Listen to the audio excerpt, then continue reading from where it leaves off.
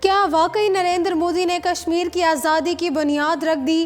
بھارتی قانون دان سر پکڑ کر بیٹھ گئے۔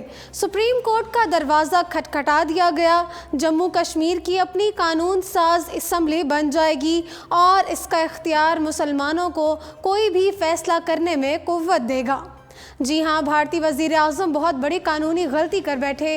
مقبوضہ جموں کشمیر میں کشمیریوں کو دبانے اور ان سے آزادی کا حق کھونے، جبکہ اقوام متحدہ کی قرارداد کی نفی کرتے ہوئے اپنے ہی اٹھائے گئے اقدام کے دام میں پھنس کر رہ گئے۔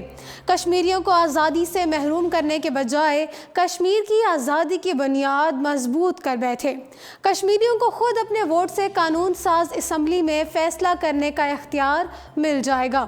بھارت کے قانونی ماہرین نے مودی کو اس غلطی سے متعلق آگاہ کر دیا ہے کہ آرٹیکل 370 ختم کرنے کا مطلب ہے کہ مقبوضہ کشمیر کی بھارت کے ساتھ الحاق کی گئی قانونی حیثیت ختم ہو گئی ہے۔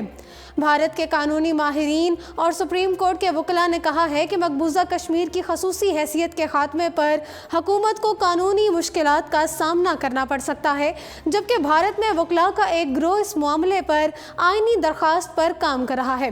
بھارتی ٹی وی کے مطابق بھارتی وکلاء نے کہا ہے کہ حکومت کی جانب سے آرٹیکل 370 کو منسوخ کرنے سے مقبوضہ کشمیر کی اسمبلی کی حیثیت ریاست کی قانون ساز اسمبلی میں تبدیل ہو گئی ہے اور اس کی قانونی حیثیت پر عدالت میں سوال بھی کیا جا سکتا ہے۔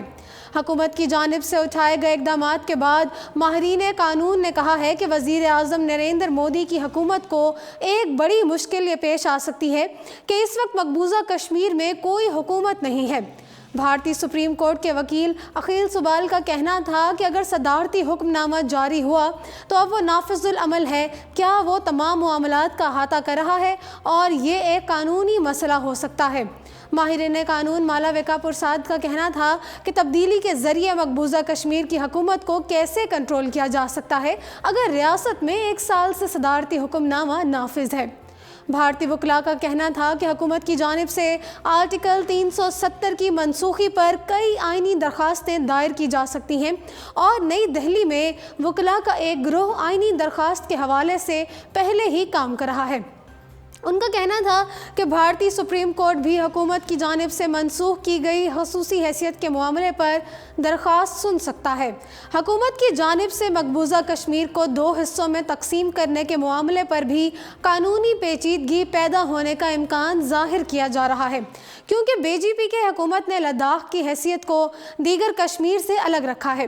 بی جے پی اور وزیر اعظم نریندر مودی کے اس فیصلے کو مسلم اکثریتی جموں اور کشمیر کی جغرافیائی حیثیت کو تبدیل کرنے کی سازش قرار دے رہے ہیں، جہاں دہائیوں سے آزادی کی تحریک چل رہی ہے۔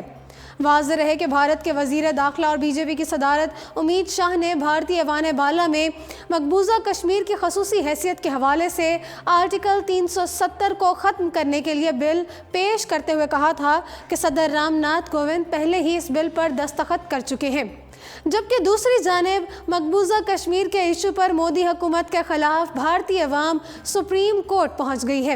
مقبوضہ کشمیر میں بھارت جو کچھ کر رہا ہے یہ ساری دنیا میں واضح ہو چکا ہے۔ چین، امریکہ اور برطانیہ سبھی نے کشمیر کی موجودہ صورتحال اور بھارتی اقدام پر تشویش کا اظہار کیا ہے۔ پاکستان نے اس مسئلے کو ہر فورم پر اٹھانے کا کہا ہے اور پاکستانی حکومت کشمیر کے ایشو پر کسی بھی حد تک جانے کے لیے تیار ہے۔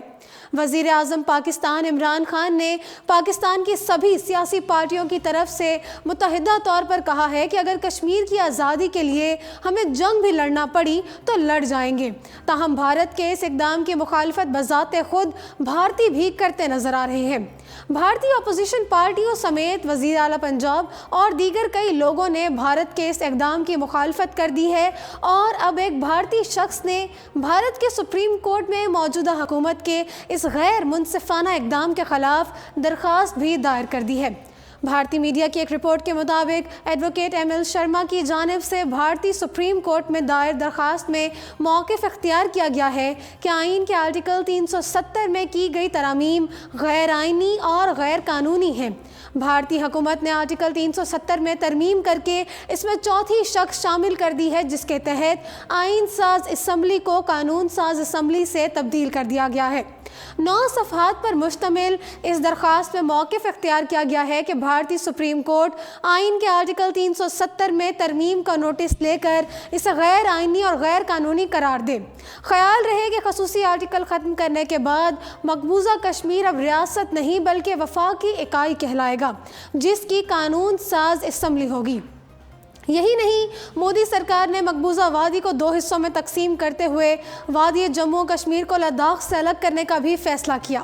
لداخ کو وفاق کے زیر انتظام علاقہ قرار دیا جائے گا، جہاں کوئی اسمبلی نہیں ہوگی۔ اس اقدام کے لیے بھارتی وزیر داخلہ امت شاہ نے 5 اگست کو آرٹیکل 370 کے تحت مقبوضہ کشمیر کا خصوصی درجہ ختم کرنے کی قرارداد پیش کی تھی۔ جی ناظرین، فی الحال اردو پوائنٹ اسٹوڈیو سے اتنا ہی۔